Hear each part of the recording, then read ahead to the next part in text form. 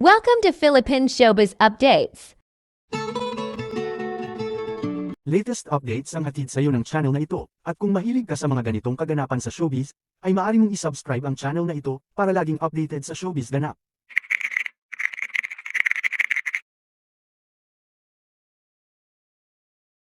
Kim Chiu masayang nag-perform sa Showtime ngayong araw March 9, kitang-kita nga na sobrang saya ng Chinita Princess sumayaw kasama ang mga baby dolls.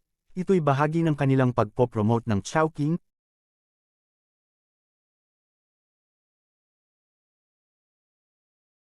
Isinero naman ng Chowking ang blessings nila sa madlang people sa pamamagitan ng palaro at pagbibigay ng prizes.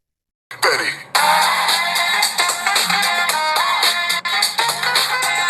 Get ready, drop the confetti.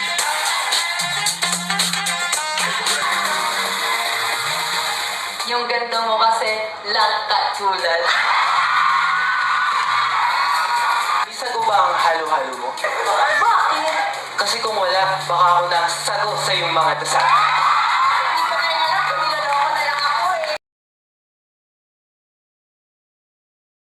Talaga naman walang katapusan ang blessings na natatanggap ng Chinita Princess.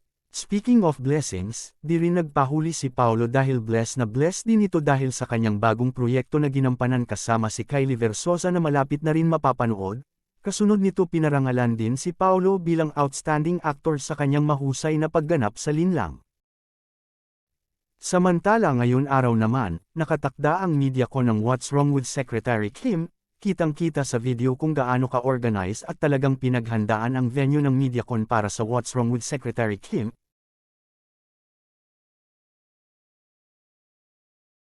Inaasahan ang mga cast nito na makadalo at syempre ang Kim Pao. Excited din ang mga tagahanga ng Kim Pao sa mga tanong na ibabato kay Kim at Paolo.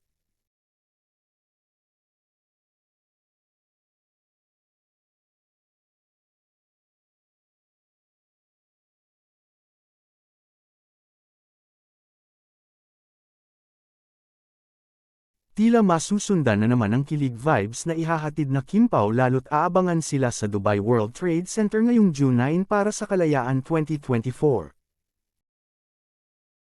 Don't forget to like, comment, and subscribe for more updates.